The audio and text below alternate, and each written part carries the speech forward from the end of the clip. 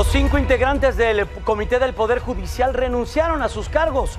La presidenta Claudia Sheinbaum dice que ya no había caso que siguieran. Voy a platicar con la magistrada Emilia Molina sobre este tema. La vocera de la Casa Blanca, Karoline Leavitt, afirma que los aranceles a México y Canadá van a iniciar el próximo 1 de febrero. Canadá convoca a cumbre con varios países, entre ellos el nuestro, para una alianza mundial. Inician en Nueva York las redadas contra migrantes de Donald Trump. La secretaria de Seguridad, Kristi Noem, estuvo al frente de ellas y dice que van a sacar la basura de Estados Unidos. Estuvo ataviada con esto que vemos ahí, un chaleco, una gorra. Ya estaremos en ese punto de la noticia. Fue detenido Joel N., este sujeto conocido como La Morsa, identificado como un colaborador cercano de Aureliano Guzmán, alias El Guano, y quien es hermano de Joaquín El Chapo Guzmán.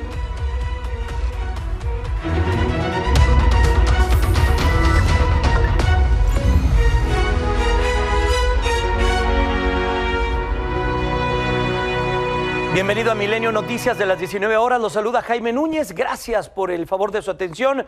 Le invito a que se quede con nosotros de aquí hasta las 8 de la noche con lo más relevante que hay en la información y las historias que se han venido tejiendo a lo largo del día. Vamos a comenzar con estos temas que son los relacionados con la elección del Poder Judicial.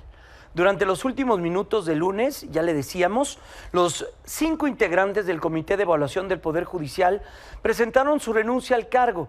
Esto debido a la imposibilidad jurídica de continuar con la selección de candidatos a elección de jueces, ministros y magistrados. A través de un comunicado que se conoció el día de ayer por la noche, los 5 integrantes de este comité expusieron que habían aceptado el cargo con la convicción de que este podría construir un espacio importante para garantizar la llegada de perfiles profesionales al proceso de elección. Esta decisión se da luego de que el fallo del Tribunal Electoral que ordena al Comité del Poder Legislativo que reemplace los trabajos del Comité del Poder Judicial, reemplazarlos en esta etapa del proceso. Mientras tanto, la presidenta de la República, Claudia Sheinbaum, afirmó que ya no tenía ningún sentido que siguieran en estos cargos. Sino que fue una decisión de la Corte de no continuar con los trabajos. Entonces, pues sí, pues ya que tenía que hacer el comité, si ya no iban a trabajar. O sea, porque lo ponen así como renuncian los... No, pues si ya no tenían trabajo, ya la Corte ya les había dicho que ya no iban a seguir desarrollando su actividad, pues ni modo que siguieran ahí en un comité que ya no tenía ningún sentido. En tanto, la ministra Loretta Ortiz reaccionó a las renuncias de los integrantes de este poder, del Poder Judicial, de este comité. En su cuenta de X escribió que su resistencia reiterada llegó al extremo de renunciar a sus cargos y que desde el inicio sus acciones generaron incertidumbre y obstaculizaron la reforma judicial. La ministra recordó que desde la convocatoria incluyó requisitos adicionales no contemplados en la Constitución. La selección de perfiles se enfocó más en excluir perfiles que verificar los mínimos requeridos y que suspendieron labores por una suspensión improcedente. Mientras tanto, el coordinador del Morena en el Senado de la República, Adán Augusto López, aseguró que el Senado, este Senado de la República, va a cumplir en tiempo y forma con el proceso de insaculación. Recuerde que el límite es el próximo 31 de enero. Puedo decirles que el Senado de la República, como lo mandató el Tribunal Electoral a través de la mesa directiva, va a realizar en tiempo y forma. Lo propuso o lo mandató el Tribunal para el próximo viernes, dio plazo límite y nosotros vamos a hacer el proceso de insaculación. Ellos ya no tenían, en realidad no era una renuncia, no se les olvide que además siguen el guión que les imponen algunos ministros o la presidenta de la Corte.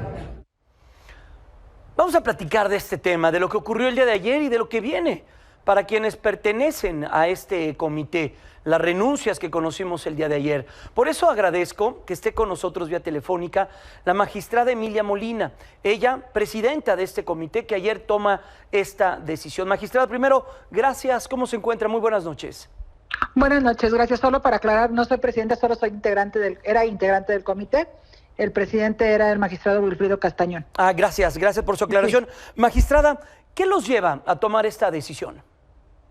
Bueno, desde hacía ya varios días, la verdad es que se estaba convirtiendo en algo absolutamente fuera de todo control, incluso de las reglas constitucionales vigentes, porque teníamos resoluciones contradictorias, por un lado jueces de distrito en resoluciones válidas y todavía vigentes, que ordenaban la suspensión de las actividades de los comités, y por el otro lado una resolución del Tribunal Electoral donde nos decía que reanudáramos, pero pues que obviamente no podía ni se pronuncia sobre la validez de las resoluciones de los juicios de amparo, porque lo estaba haciendo en un juicio electoral.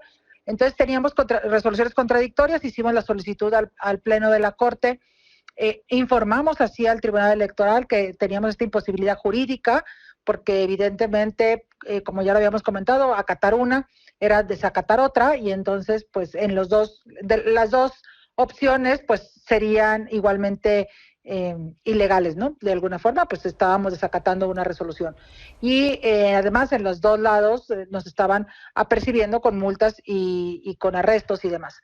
Entonces nosotros lo que hicimos fue pues buscar la salida pues, de Estado de Derecho, solicitándole a la Suprema Corte que resolviera. La presidencia de la Corte acepta esta solicitud y pues nos da una medida cautelar para que no se nos sancione y turna el asunto pues para que se pueda resolver. Pero no obstante que ya se le había dicho esto al Tribunal Electoral, oficiosamente abren un incidente de cumplimiento y le dan estas facultades a otro poder para que haga alguna parte de los actos que le correspondían al Poder Judicial. Es esta parte de evaluación la que no se va a hacer, nadie la va a hacer, ni el Senado ni nadie. Nosotros no la habíamos comenzado porque recordemos que cuando nos notifican la primera suspensión, insisto, que no fue una orden de la Suprema Corte, que la Corte no decidió nada y que el Comité tampoco decidió nada, sino que fue órdenes de jueces de distrito, pues en juicios de amparo presentados por particulares, y entonces que en estos juicios de amparo que nos ordenaron suspender fueron antes de que comenzáramos con la aplicación de exámenes, y que, por cierto, que consideramos que no estaban más allá de lo que dice la Constitución, porque también hay por ahí alguna resolución del Tribunal Electoral donde dijo que cada uno de los comités estaba facultado para ver cómo podía evaluar la idoneidad de las candidaturas. Entonces, bueno, estábamos en eso y cuando pues nos suspenden el trabajo, debo decir que nosotros estábamos haciendo nuestro trabajo, estábamos de verdad a marchas forzadas porque los tiempos son muy cortos.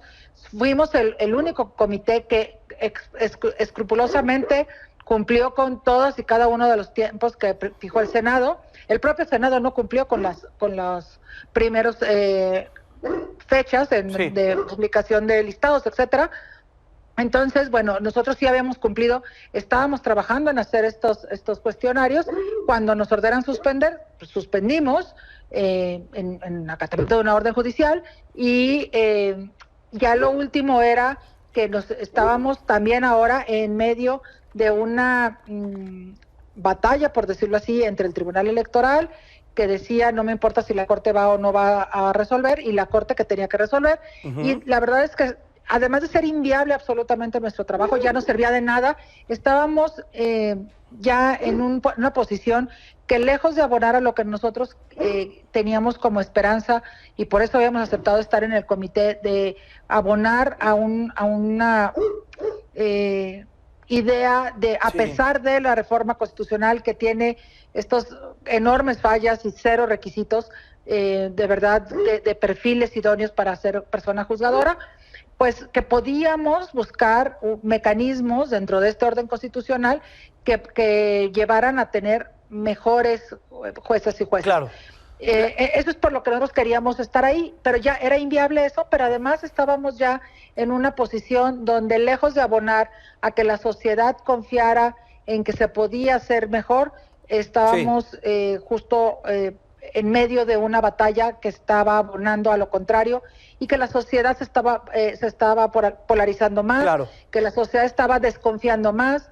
Hay un evidente desacato a las órdenes judiciales. Sí. Que no les gustan, porque a las que sí les gustan, pues sí hay que rápidamente cumplirlas. Entonces, híjole, era sí. muy complejo para nosotros seguir en medio de este desaseo y además no contribuir a nada de lo que pensábamos contribuir. ¿Qué van a hacer? Vaya, en este caso, ¿qué va a hacer usted, magistrada? ¿Qué sigue de aquí en adelante en relación a esto que estamos viendo y estos cambios que sin duda se van a estar generando? Ustedes tomaron esta tarea con convicción, con transparencia, con profesionalismo. Es lo que señalan también en su escrito. Ya fue pues, prácticamente imposible, como usted y como lo estamos escuchando, llevar a cabo bajo estas premisas. ¿Qué viene para usted y para el grupo que acompañó a este comité? Bueno, el comité en sí mismo pues ya no tiene facultades para hacer nada porque precisamente renunciamos. El portal que nosotros exigimos que hubiera total transparencia y fue un acuerdo unánime de total transparencia, ahí están los listados, ahí están las razones por las cuales algunas personas no fueron elegibles, hay todavía recursos que se están resolviendo por parte del electoral, en algunos casos fundados y en otros infundados, como cualquier juicio y cualquier recurso. Obviamente cada uno de nosotros estábamos trabajando en el comité de manera honoraria, es decir, no había pago por estar en el comité, cada quien tenemos nuestros propios trabajos y en mi caso personal yo me reincorporo a un tribunal colegiado donde estoy adscrita.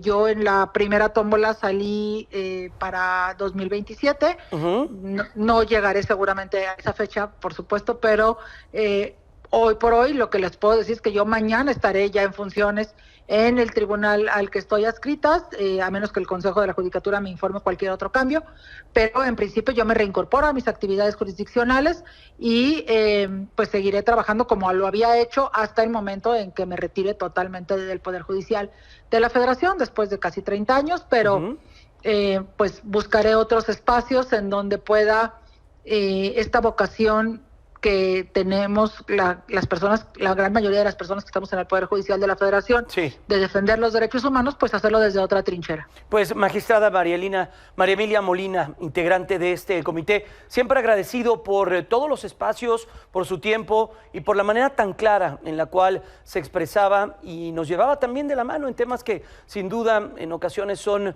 pues ciertamente complejos por todo lo que significa el lenguaje jurídico y todo lo que está alrededor de ello, así que doblemente agradecido y muy pendiente de lo que vaya a ocurrir en los siguientes días. Cuídese mucho y gracias.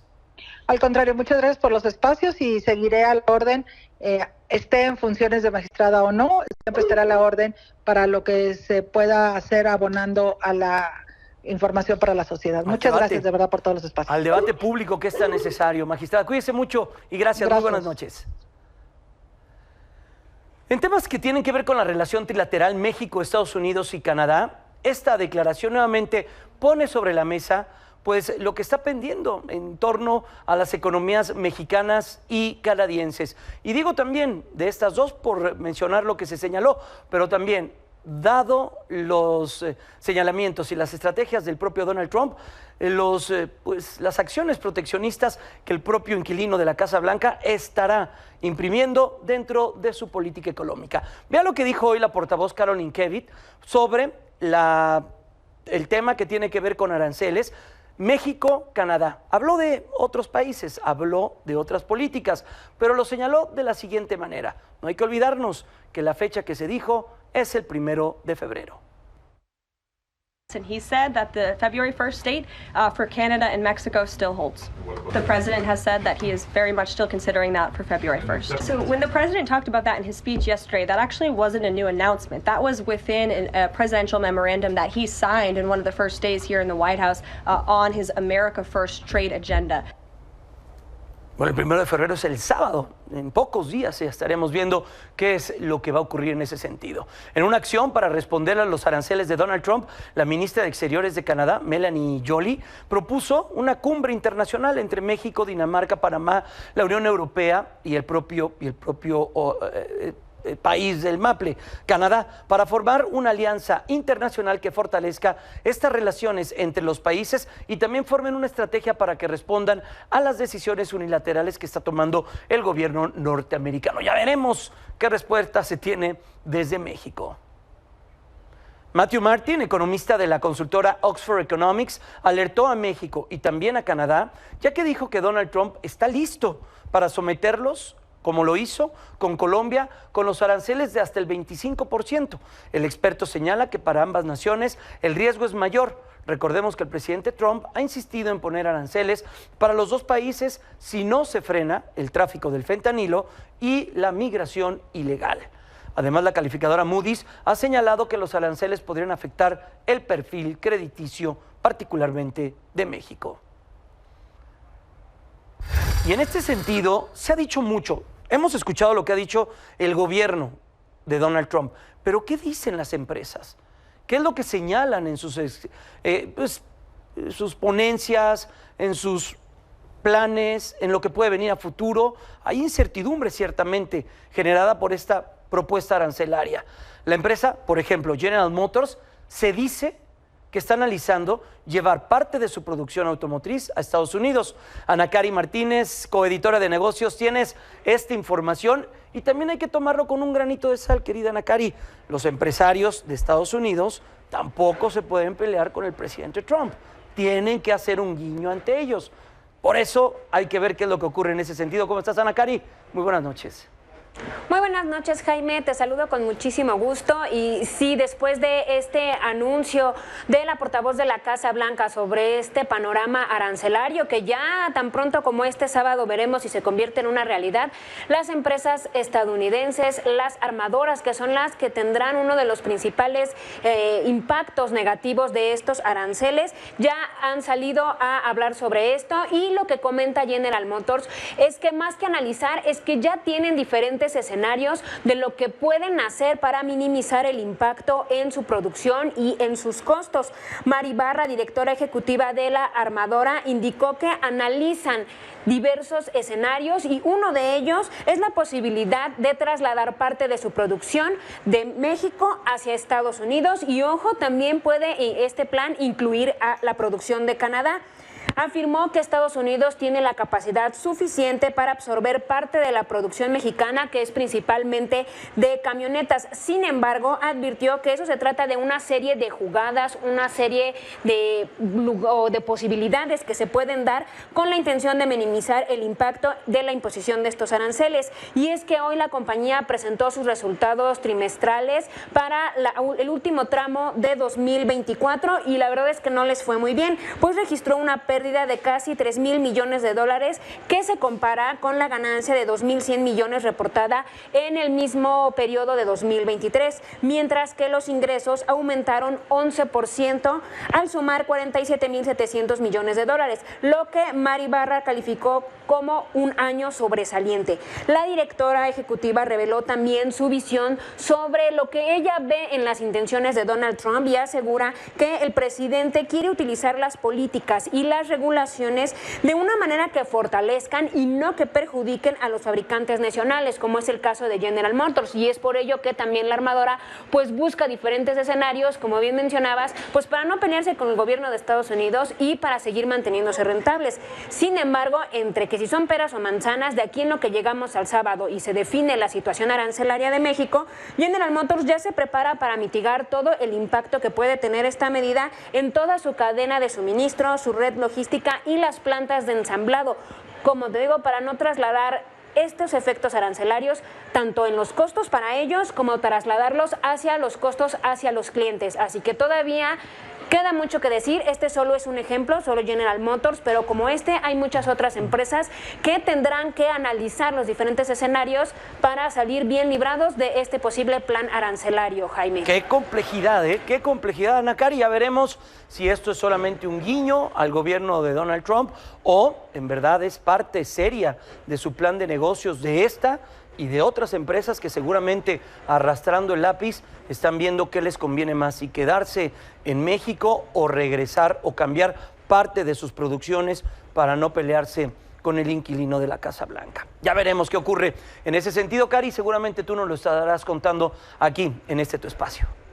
Así es, Jaime, vamos a estar al pendiente y pues ya te contaremos la próxima semana en qué acaba todo esto. Ya veremos a ver qué ocurre. Cuídate mucho. Buenas noches. Gracias. Muy buenas noches. Ya le decía que en esta conferencia de prensa la vocera de la Casa Blanca, Karoline Leavitt, informó también las detenciones hechas por el Servicio de Inmigración y el Control de Aduanas de los Estados Unidos al 27 o del 27 de enero, entre los que destacan 2 mexicanos.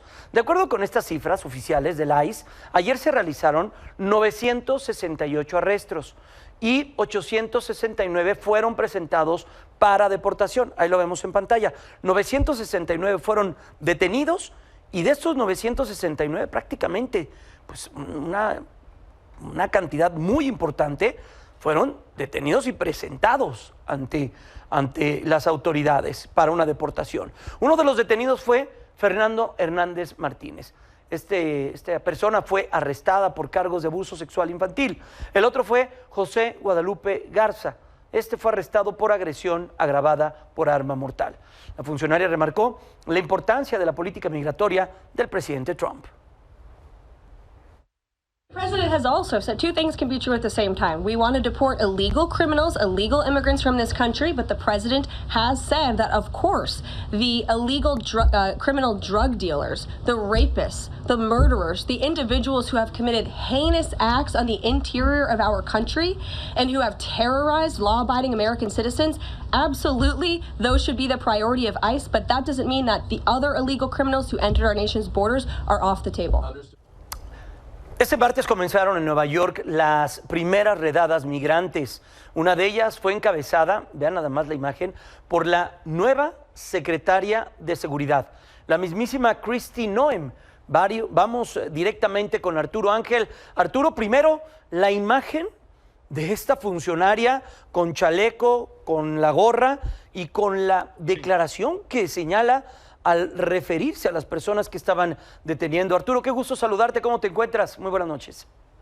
Hola, ¿cómo estás, Jaime? Muy buenas noches, un saludo para todos ustedes. Sí, a ver, este operativo que se realizó durante la madrugada, concretamente en la zona del Bronx, en el norte de la ciudad de Nueva York, y que encabezó prácticamente dándole el banderazo de salida a estos operativos la secretaria de Seguridad Interna de Estados Unidos, Kristi Noem, ¿no? Acompañada pues de ahí de agentes pues, bastante armados, ella vistiendo un chaleco antibalas, ¿no? Y pues dando el banderazo, ¿no? De estos operativos en esta ciudad que se ha dicho, ¿no? Tendrían como objetivo pues la detención de personas, Jaime, con un perfil criminal importante, ¿no? De que ya están localizadas y ubicadas en algunos sitios de la ciudad y que se tienen detectadas por las agencias federales de seguridad, pero que también existe la posibilidad, Jaime, y así lo han señalado, pues en los últimos días, ya cada vez de manera más honesta las autoridades aquí en Estados Unidos, pues la posibilidad de que en estos operativos, pues si hay personas migrantes que no necesariamente tengan algún delito previo, pero que no estén residiendo legalmente en el país, pues también van a ser objeto de estas detenciones, Jaime. Y de hecho, de una forma bastante peculiar, señalaba Kristi Noem en un video que publicó en sus redes sociales, pues cómo detendrían a estas personas y cómo se referirían, cómo estaban refiriéndose a ellas, pues prácticamente comparándolas literalmente con bolsas de basura. Así que vamos a escucharlo. We do have some challenges, and the world is a dangerous place. And we've got dangerous, evil foreign governments that want to take us down. We will be the first line of defense for anybody that's in the American homeland. We will do everything that we can to protect the American people. We have jurisdiction over people who live here, people who leave here, and people who come here. And we will exercise all legal authorities that we have to protect this country, because it is the only last light of freedom left. Así es, seguiremos eliminando de nuestras calles a este tipo de basura, en así palabras es. Más, palabras menos. Arturo, pues así referirse a una política pública que se está estableciendo, pues también habla de las líneas que tiene el mensaje directamente desde la Casa Blanca.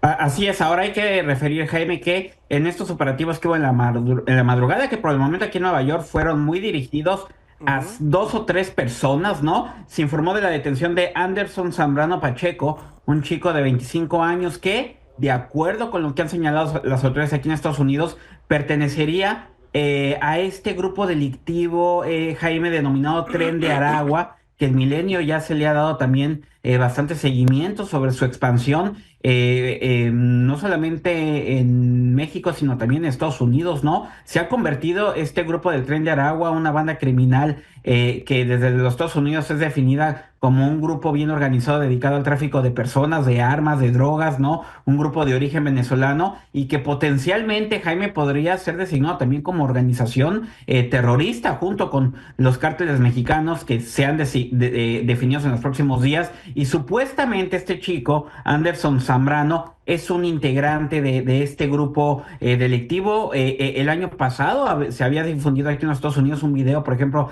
en la ciudad de Colorado, donde se veía a integrantes de este supuesto grupo del Tren de Aragua fuertemente armados entrando a un domicilio en el estado de Colorado. Y pues resulta que ahora no se explica cómo, pero estaba en la ciudad de Nueva York, estaba en la zona del Bronx, en el norte de esta ciudad, y fue detenido en estos operativos. El alcalde de la ciudad, Jaime Eric Adams, la gobernadora del estado de Nueva York, Katherine Hochul, han referido que tuvieron conocimiento de estas redadas, ¿no? Que no es la primera que ocurre, que en el pasado ya se han hecho operativos para detener a personas, pero la fiscal del estado, Jaime, dijo que sí hay un incremento de la presencia de agentes del Servicio de Inmigración y Aduanas, del ICE, que es notoria la presencia federal de manera mucho más significativa que antes, y pues que van a estar al pendiente a ver qué sucede, ¿no? Insisto, mientras la cosa se mantenga en la detención de ciertos objetivos, digamos, prioritarios, como se le diría en México, Jaime, las autoridades locales parecieran estar en total colaboración. El tema es que esto empieza a escalar y ya lo han dicho varias autoridades, lo ha dicho la vocera de la Casa Blanca, pues nosotros estamos considerando criminales, pues no solamente a quien cometió un delito antes, sino a quien esté residiendo ilegalmente en el país, y también van a ser blancos de las detenciones. Y prueba de ello, Jaime, es que de estos números que tú ya mencionabas, ¿no? Este promedio de 900 arrestos al día, pues hasta ahora poco más del 51-52% son personas que realmente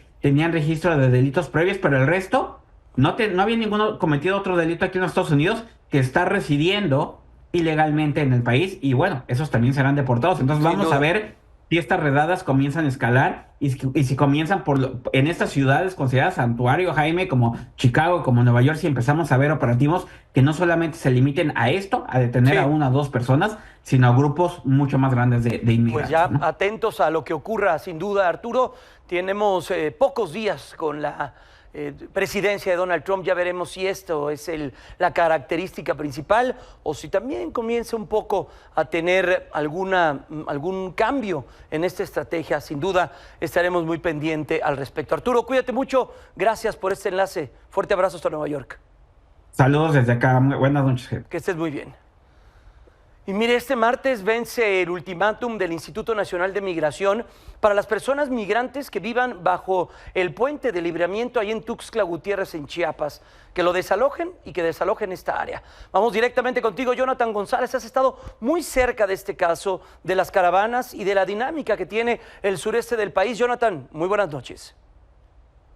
Jaime, ¿qué tal? Muy buenas noches. Efectivamente, pues estos campamentos improvisados que generaron pues los migrantes, al menos en Tuxtla Gutiérrez, pues también han sufrido el endurecimiento de estas políticas migratorias que ha generado pues Estados Unidos a raíz de la toma de protesta de Donald Trump. Y precisamente, Jaime, justo como tú lo comentas, pues el Instituto Nacional de Migración ha estado visitando a estos migrantes que viven debajo del puente, de un puente en la zona norte-oriente de Tuxtla Gutiérrez, y que ahí pues prácticamente se instalaron desde el año pasado, ellos pues en espera justo de poder recibir pues una cita de la CBP One. Sin embargo, pues justo ellos no han pues se canceló este beneficio que tenían los migrantes, y por lo tanto pues tampoco tienen un salvoconducto para poder avanzar hacia el norte del país.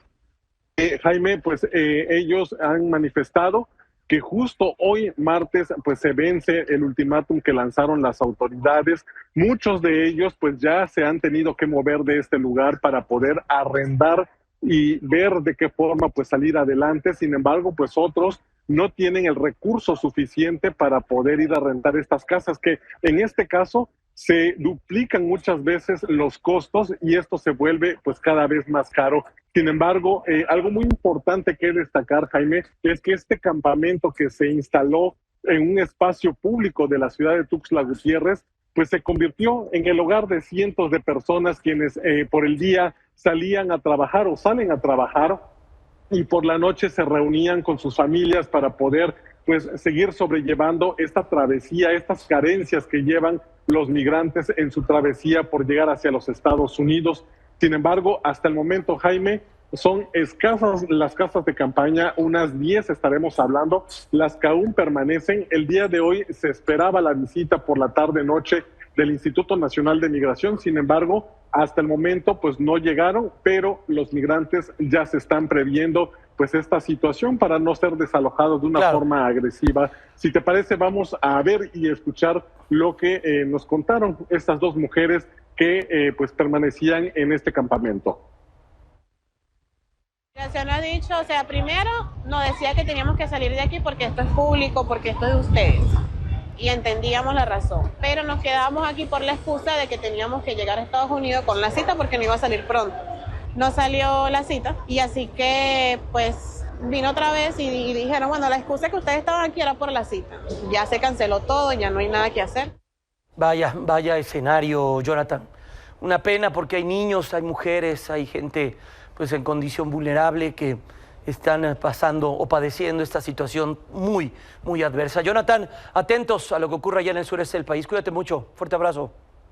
Muy buenas noches, seguimos atentos. Gracias. Y mire, la secretaria de Gobernación, Rosicela Rodríguez, dio a conocer que ya están listos los centros para recibir a quienes sean deportados de los Estados Unidos.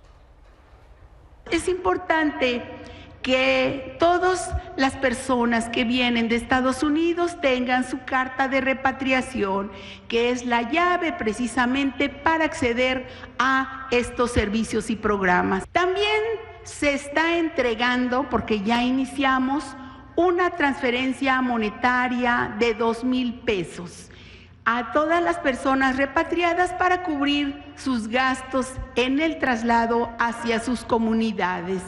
Y pues están sumándose muchos organismos de manera entusiasta. Hoy nada menos que tenemos una reunión con el Consejo Coordinador Empresarial y que están muchas empresas y también muchos organismos de empresarios que quieren dar oportunidades de empleo a las personas que vienen repatriadas a nuestro país. Está con nosotros Saúl Hernández, aquí en el estudio. Hoy va a platicarnos sobre las estancias migratorias, desde la mejor y peor evaluadas. Qué gusto, Saúl, ¿cómo te encuentras? Buenas noches. Buenas noches, Jaime. ¿Qué es lo que te encontraste? Pues mira, lo que estamos viendo es un estudio, un diagnóstico que hizo la Comisión Nacional de Derechos Humanos el año pasado, en el cual evalúa qué tan adecuadas son las condiciones de las estancias migratorias y las estancias provisionales para poder alojar a los migrantes. Hace unos momentos escuchábamos a la Secretaria de Gobernación hablar de la habilitación de ciertos espacios para recibir a nuestros paisanos que van a ser repatriados. Pero poco se ha hablado acerca de las condiciones en las cuales van a estar los espacios habilitados para los que no son mexicanos y que también Trump va a mandar a nuestro país. Claro, eventualmente, ¿no? Eventualmente, exactamente. Entonces, lo que hace la CNDH en este diagnóstico es calificar las condiciones de estas estancias en cuestión a sus instalaciones, la seguridad, los protocolos que existen, por ejemplo, para hacer caso a desastres naturales, disturbios, incendios, para que no vuelva a suceder lo que sucedió, por ejemplo, en Ciudad Juárez. Y lo que encuentra es que pues, básicamente ninguna tiene condiciones adecuadas y la gran mayoría está reprobada. Vaya dato.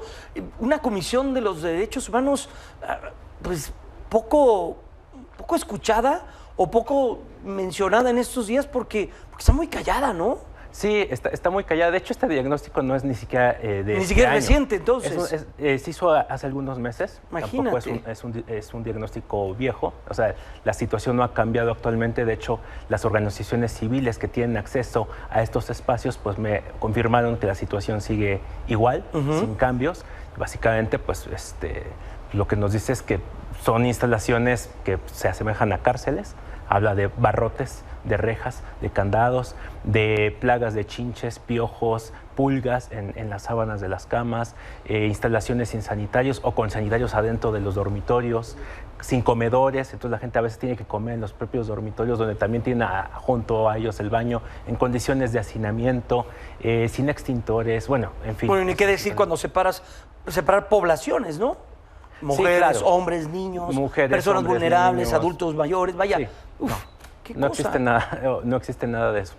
Vaya situación. ¿Algo más que quieras agregar, Saúl? Bueno, hay que tener en consideración que en Estados Unidos viven alrededor de 13.5 millones de personas sin papeles, es decir, sin permiso para vivir allá. 5 millones son mexicanos y el resto provienen de otras partes del mundo, principalmente de Centroamérica y Asia, un dato muy, muy interesante. Entonces, pues, estamos hablando de 13.5 millones de personas, que es un universo potencial. No es que vaya Trump a deportar a todo mundo, creo que no tiene la capacidad para hacerlo, pero pues sí te habla de que eventualmente podría pues nuevamente presentarse una crisis humanitaria en la frontera, tal cual la vimos durante su primer periodo, ahora más que viene pues más recargado, ¿no? Ya veremos qué es lo que ocurre, Saúl, pero sí ciertamente es sumamente sensible por lo que puede representar y por lo que decíamos, ¿no? En estos lugares hay niños, hay mujeres, hay personas en condición de vulnerabilidad, que bueno, pues en estas condiciones es tremendo. Saúl, muchas gracias. Muchas gracias. Que estés muy bien, muy buenas noches. Buenas noches. Hasta pronto. Y en medio de las tensiones migratorias, ayer se registró un enfrentamiento entre presuntos criminales y agentes de la patrulla fronteriza. Esto ocurrió en el río Bravo, del lado de Tamaulipas. El Departamento de Seguridad Pública de Texas informó que alrededor de las 13:30 horas, la 1 de la tarde con 30 minutos, cerca de la comunidad de Fronton, Texas, allá en Estados Unidos, frontera prácticamente con el poblado de Los Guerra, en Miguel Alemán, Tamaulipas, agentes fronterizos estaban patrullando cuando fueron agredidos a balazos por sujetos supuestamente pertenecientes a alguna, pues, cártel criminal, a alguna organización criminal, por lo que respondieron al ataque. El teniente Cris Olivares publicó en X una serie de videos, que es lo que estamos viendo en pantalla, donde se muestra al menos a 4 hombres armados caminando por la orilla del río Bravo y tratando de buscar refugio entre los arbustos, mientras el dron los estaba rastreando. Aseguran que estos sicarios escapaban de México debido a la presencia militar. Y sobre estos mismos hechos, hoy también por la mañana, que participó el fiscal general de la República, Alejandro Gertz Manero, en la conferencia de la presidenta Claudia Sheinbaum, dio a conocer que ya se están investigando los hechos, lo que ocurrió, lo que le acabamos de platicar. Además, que ya solicitaron información a las autoridades norteamericanas. Hubo una serie de disparos, que esos disparos se dieron en la línea fronteriza donde está el río, que no hay personas heridas y que parece que hay dos ámbitos que hay que investigar. Uno, quienes realizaron, si es que lo hicieron, esos disparos, y segundo, los movimientos de los migrantes. Lo que la señora presidenta determinó es que la Secretaría de Relaciones Exteriores, a través de los conductos diplomáticos, haga las solicitudes de información correspondientes, y nosotros por nuestra cuenta ya comenzamos a hacer un requerimiento formal sobre si hay algún hecho delictivo que el gobierno americano tenga sobre este caso. Una pausa, vamos a regresar con más información. Más de 10,000 detenidos durante el gobierno de Sheinbaum. Omar García Harfuch destaca que la coordinación les ha permitido aumentar investigaciones y también... Vamos con información de seguridad. En los primeros 4 meses del gobierno de la presidenta Claudia Sheinbaum fueron detenidos más de 10,000 personas relacionadas con delitos de alto impacto. El secretario de Seguridad, Omar García Harfuch, destacó que la coordinación entre las distintas instancias del Gabinete de Seguridad y de las propias autoridades de los estados les ha permitido aumentar las operaciones, investigaciones y la capacidad de respuesta de las propias autoridades contra el crimen. A su vez, la presidenta Claudia Sheinbaum destacó que la reducción en la comisión de homicidios dolosos en todo el país, esto de acuerdo con la información preliminar de las fiscalías estatales sobre los asesinatos que se están cometiendo a diario. Si tomamos en cuenta desde 2018 a la fecha, la reducción en homicidio doloso es del 27%. Y la estimación de octubre o de septiembre de 2024 a la fecha es una reducción mayor al 15% desde que entramos al gobierno. Y vamos a seguir todos los meses dando resultados e informando al pueblo de México de la construcción de la paz y la seguridad en nuestro país. Entre las detenciones de las que habló el secretario de Seguridad Omar García Harfuch se encuentra la de Joel N., alias La Morsa, quien fue identificado como colaborador cercano de Aureliano Guzmán. Este sujeto es conocido como El Guano, hermano de Joaquín El Chapo Guzmán. García Harfuch informó que La Morsa fue detenido ayer aquí en la capital del país, en la alcaldía Benito Juárez. Se le señala como responsable de la operación de laboratorios clandestinos en Sinaloa, utilizados para la fabricación de fentanilo y también de drogas sintéticas en el municipio de Lota. Además, según el Gabinete de Seguridad, Joel Medina forma parte de una red de fabricación y distribución de drogas sintéticas bajo la protección de exfuncionarios estatales y también de políticos. Mire lo que ocurrió en Tequit, allá en Yucatán. Son imágenes de lo sucedido y de lo que habitantes decidieron hacer en propia mano. Sí, linchar a una persona y quemar a un sujeto apodado El Güero, que momentos antes había agredido con un machete a una señora identificada como Doña Candy. La mujer se encontraba sentada en la puerta de su casa cuando este sujeto la atacó con un machete así llegó, la atacó, lo cual le ocasionó la muerte y a la vez el enojo de los vecinos de la propia colonia, quienes lo detuvieron, lo llevaron a la plaza principal y ahí lo agredieron y lo lincharon. Se trataría del primer linchamiento que se tenga registro en Yucatán. Los habitantes señalaron al hombre como una persona que abusaba de sustancias en esa zona, quien anteriormente también, se dice, había matado a otra mujer. Son imágenes sensibles, vamos a continuar con lo demás. En ese sentido, el propio gobierno del estado ya dio a conocer su propia postura, manifiesta su solidaridad con la familia de la víctima y no justifica los hechos violentos que ocurrieron a causa de este homicidio. Rechazan cualquier acto de violencia que se oculte bajo la premisa de hacer justicia por propia mano. Las autoridades indicaron que el gobierno del estado siempre salvaguardará el Estado de Derecho y el debido proceso. A esto también haber solicitado a la propia Fiscalía investigar para dar con los responsables de este linchamiento. Y miren, en Tabasco se difundieron imágenes del secuestro del empresario abarrotero Alejandro Morales Cárdenas. Esto ocurrió el viernes pasado en Huimanguillo. En el video se logra apreciar cuando 3 sujetos bajan del vehículo color gris, dejando la unidad encendida. El conductor también desciende y se mantiene alerta. Segundos más tarde se ve a los 3 sujetos, uno de ellos con pistola en mano, regresar con el comerciante para llevárselo.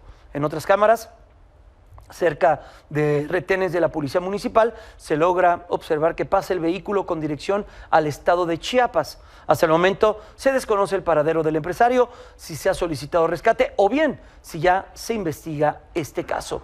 Días antes del secuestro, 2 sujetos a bordo de este mismo vehículo habrían atacado a balazos una tienda de abarrotes.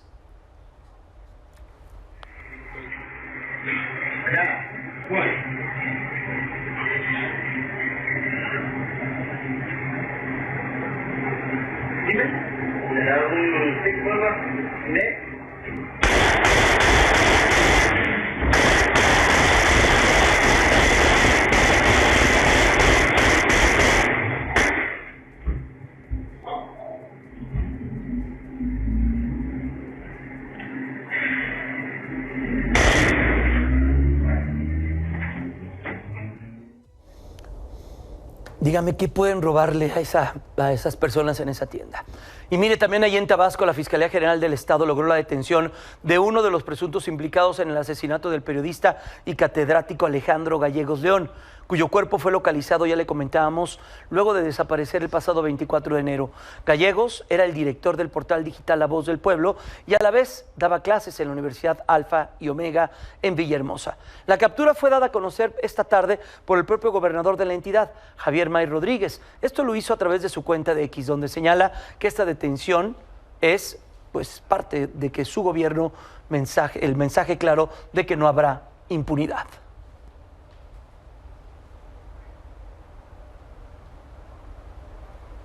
Y de Tabasco nos trasladamos al estado de Guerrero. Anoche se reportaron al menos 2 ataques que dejaron 5 locales incendiados en un mercado. Una mujer lesionada y un taxista asesinado. Esto ocurrió en el puerto de Acapulco. Ocurrieron cerca de la medianoche, cuando al menos 5 personas rociaron con gasolina los locales del mercado de las Cruces, 2 de los cuales sufrieron pérdida total. Antes, los mismos agresores, señalan, mataron a tiros a un taxista que circulaba por el Boulevard Vicente Guerrero y en esa misma zona del mercado. Según testigos, en la balacera resultó lesionada una mujer que se encontraba embarazada, quien fue trasladada a un hospital. Es momento de una nueva pausa. Un profesor de Hidalgo se encuentra entre los mejores docentes del mundo. Ya le diremos de qué se trata. Esta tarde la presidenta Claudia Sheinbaum dio a conocer a través de sus redes sociales que la empresa multinacional Nestlé invertirá $1,000 millones. Órale, una muy buena cantidad de recurso. Esto lo hará en los próximos 3 años, como parte del Plan México. Tras una reunión con Steve Presley, vicepresidente ejecutivo y CEO para la zona de las Américas de dicha empresa y también de su equipo, la mandataria señaló que la inversión será para incrementar la producción de Nestlé en el país. A través de un video difundido en sus redes sociales, recordó que Nestlé tiene una nueva planta en el estado de Veracruz y que lleva ya prácticamente 94 años operando en el país.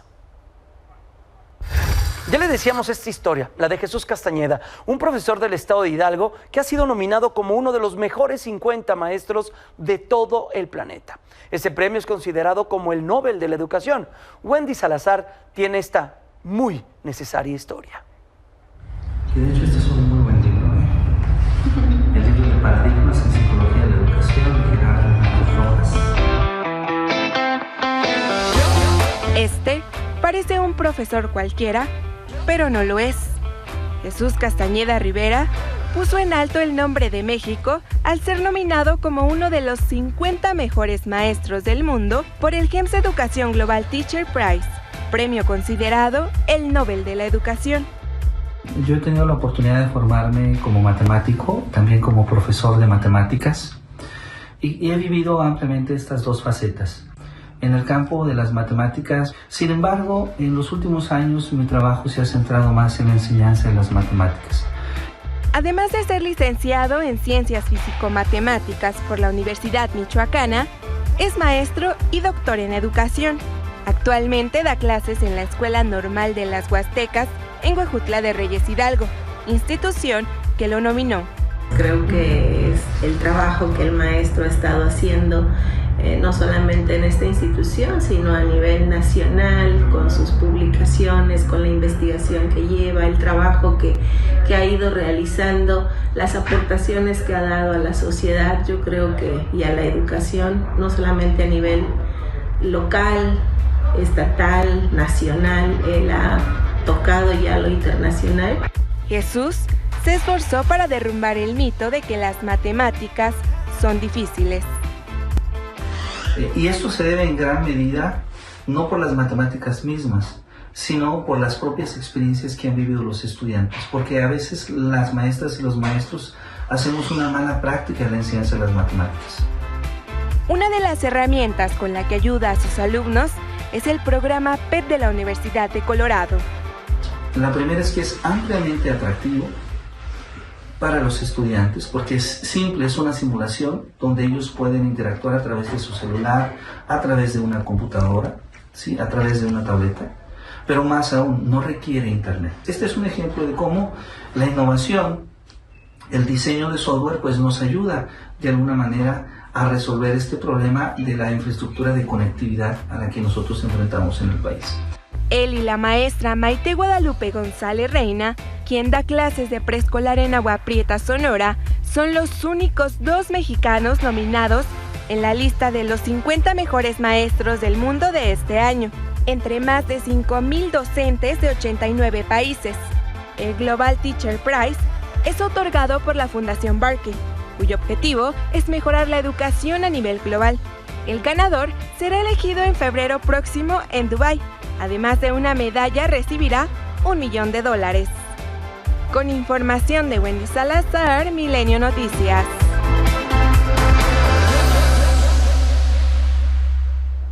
La pausa, regresamos con Minelia Taiden y los deportes. Ya está Minelli con nosotros. Minelli, 2 temas, fútbol mexicano y fútbol también americano. Exactamente, te lo prometí, lo prometido es deuda. Venga. Y bueno, justamente el resultado al momento del América contra el Atlético de San Luis, jornada 4 de esta clausura 2025, pues va ganando el América 2-0 al Atlético de San Luis. Apenas va el primer tiempo, Jaime.